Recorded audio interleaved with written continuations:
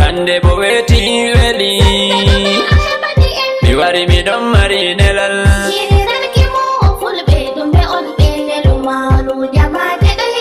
Lamiɗo fulɓe Nigeria fulɓe Afrika denani baba min on gimoma ɓeneliyam ha dowma ɓeneliyam mi wiyama nde alamiɗo fulɓe ha lesdi Nigeria fulɓe Nigeria giɗima nden bo ɓe getti kuuɗe ma fulɓe Afrika neliyam ɓe mbiyam mi wiyama lamiɗo fulɓe Nigeria hande an ɓe sufti baba toni a irdake min giɗi hande a wona lamiɗo fulɓe Afrika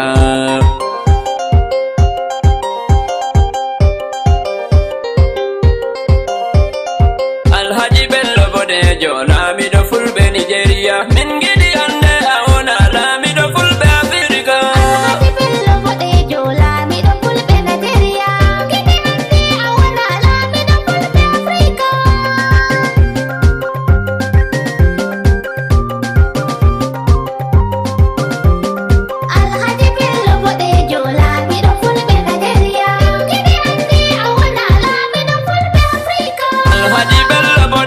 Baba mi yottini nelal fulɓe Afrika neliyam min giɗi hande a wona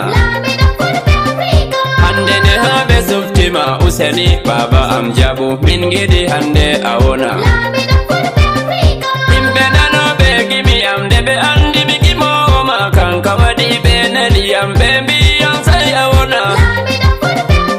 nde ɓe andi mi gimowo mi giɗɗo pulaku yaja mawɓe pulaku neliyam dow maɗa baba ɓe mbiyam ɓe suftima nanama min donnatoro fulɓe Afrika suftama nda do amin jaabi baba ɓe mbi sai a wona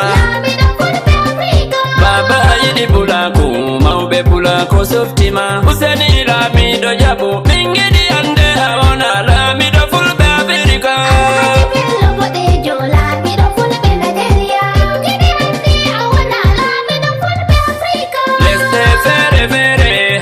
pulaku yaari en to en jotti ɓe jaɓɓore lamiɗo fulɓe Afrika min bo ɓe jaɓɓoroyam sanda gimowo fulɓe lesdi Afrika hande yiɗɓe pulaku gawti dole pulaku yaja fulɓe en bollugoga en gawte torodel lamiɗo fulɓe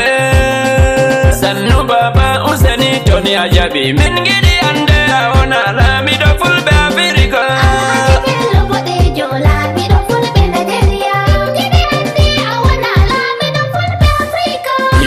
sappo sappima ɓe poti ɓe sappa fewrena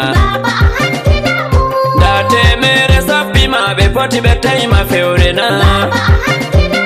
nden ujunedde sappima ɓe poti ɓe ujina fewrena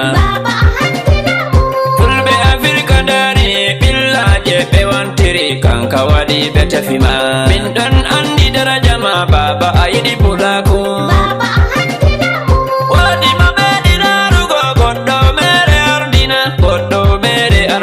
ko waɗi ha min suftima ngam min ɗo andi darde ma a yiɗi pulaku hakkude ma e Allah lamiɗo fulɓe Nigeria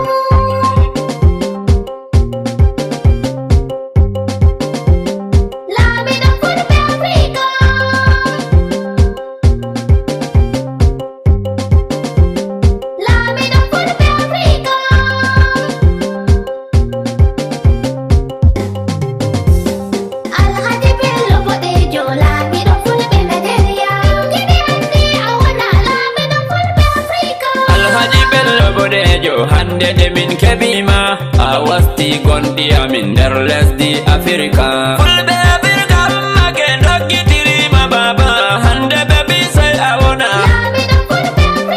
goɗɗo mo andi daraja ma dole o dokkitirte min ɗon andi daraja ma baba min dokkitirima min giɗi hande min ɗuwo dow dilay maruma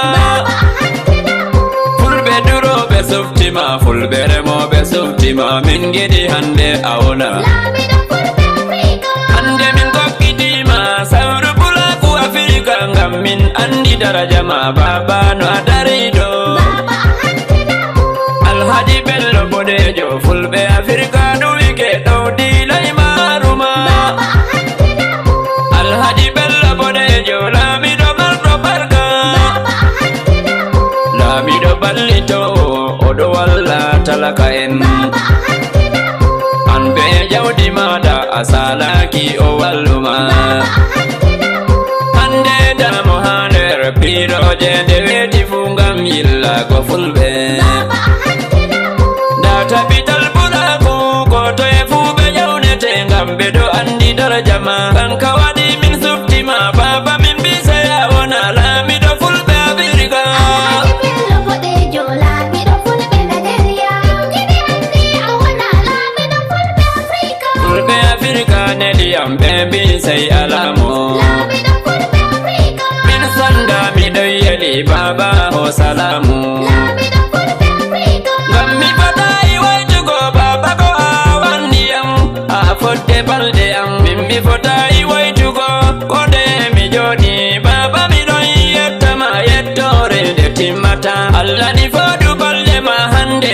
min mantore nder lesdi Afrika kam a yiɗi pulaku Baba a handinamu. deni ha fulɓe softi am ɗum min ɗon gimowo fulɓe Afrika hande kanka waɗi ɓe neliyam hande mi wari mi yottini baba ndeni a fami min giɗi sey alamo laamiɗo fulɓe Afrika Alhaji Bello Bodejo lamiɗo fulɓe Nigeria. Gidi hande a wona lamiɗo fulɓe Afrika. Alhaji Bello Bodejo laamiɗo fulɓe Nigeria min giɗi hande a wona laamiɗo fulɓe Afrika Alhaji Bello Bodejo lamiɗo fulɓe Nigeria. Gidi hande a wona lamiɗo fulɓe Afrika.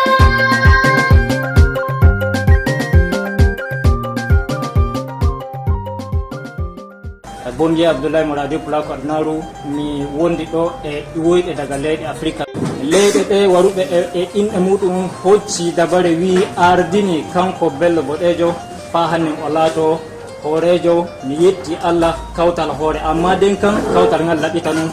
na wiya mi yetti Allah kawtal hoore international Allah e majjum. Mi ƴaman kanko docteur Bello Bodejo o yardike mellol ngol ngol ɓiɓɓe leyɗe Afrika fo ardinima mellimo to jiɗi mbiyen na o yardaki